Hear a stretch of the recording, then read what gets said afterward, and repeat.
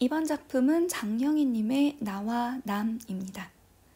이 작품은 나와 남의 관계를 중심으로 나를 대하듯 남을 대하면 마음의 평안을 얻게 된다는 사실을 성찰한 수필입니다. 표현상의 전략과 효과, 그리고 작가의 관점을 중심으로 제목의 의미를 확인해 보도록 합시다.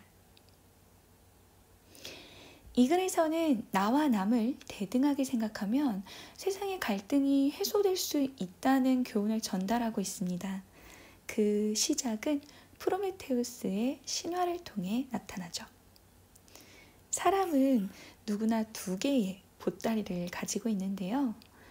그 중에 하나는 앞쪽에, 하나는 뒤쪽에 메고 있다고 이야기합니다. 타인의 결점을 따지는 보따리는 앞쪽에 두고 자신의 결점을 따지는 보따리는 뒤쪽에 메고 있다는 것이 포인트예요. 재밌는 일이죠.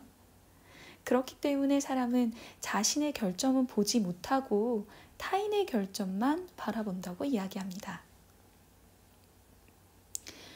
또한 사람의 성향은 양면적이라서 같은 상황도 관점에 따라 상반된 평가가 가능한데요. 예를 들어서 겸손하다 이러면 카리스마가 없다 이렇게 말할 수도 있지만, 한편으로는 되게 박력 있다 라고 얘기할 때 반대편에서는 되게 대바라졌다 라는 식으로 이야기한다는 거예요. 이런 내용들이 되게 다양하게 사례가 나열될 거고요.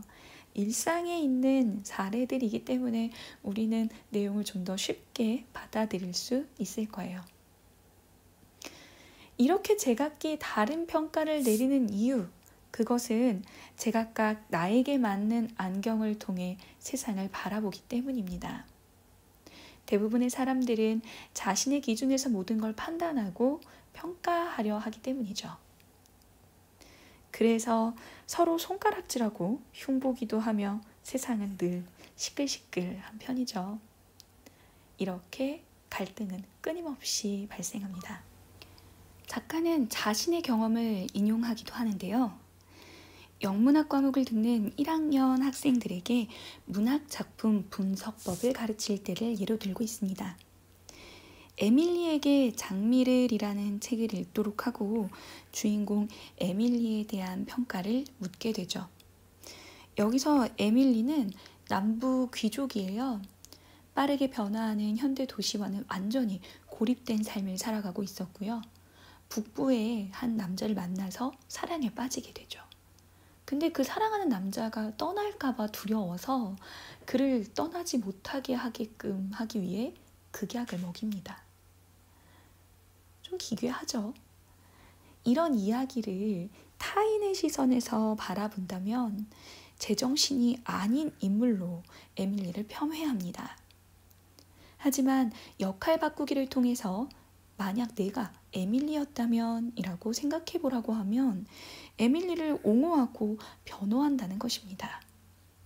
이런 역할 바꾸기를 통해서 자기 중심적 사고를 벗어나 보고 상대의 입장에서 타인을 이해해 보기도 하죠. 또 하나, 두뇌 과학자들의 연구를 인용하기도 합니다. 우리는 세상에 완벽하게 똑같은 존재는 없고 나 자신도 수없이 다른 존재 중에 하나라고 이야기해요. 사실 사람은 얼굴의 조합, 눈 2개, 코 하나, 입 하나 이렇게 있는 건 다 똑같죠. 그리고 뇌도 하나 있을 거고요. 생김새도 얼핏 보면 유사하게 생겼습니다. 하지만 구체적으로 보면 얼굴은 매우 다르죠. 또한 뇌의 굴곡이나 주름의 정도도 자신의 경험에 따라 아주 많이 달라진다고 할 수 있어요. 어떤 면은 비슷하지만 어떤 면은 매우 다른 것. 이걸 통해서 서로가 다른 것은 기준과 관점의 차이일 뿐임을 이야기합니다. 그리고 이와 같은 다름의 확인을 통해서 나도 수없이 다른 존재 중에 하나임을 이야기하죠. 마지막 부분에서는 유행가 가사를 예시로 들고 있습니다. 님이라는 글자에 점 하나만 찍으면 남이 되는 것처럼 글자를 조금씩만 바꾸면 너라는 글자는 나가 될 수도 있다고 이야기하고요. 남이라는 글자도 놈이 될 수 있다고 이야기하죠. 사람들 살아가는 모습은 크게 다르지 않습니다. 별개 간의 존재 차이도 미미하죠.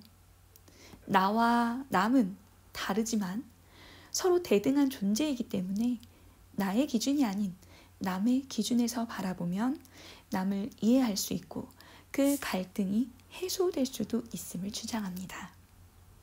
나와 남을 지나치게 구분짓는 태도를 반성하는 것으로 글이 마무리되는 것이죠.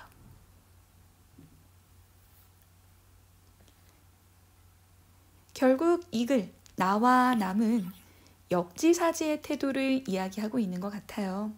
나를 대하듯 남을 대하는 것.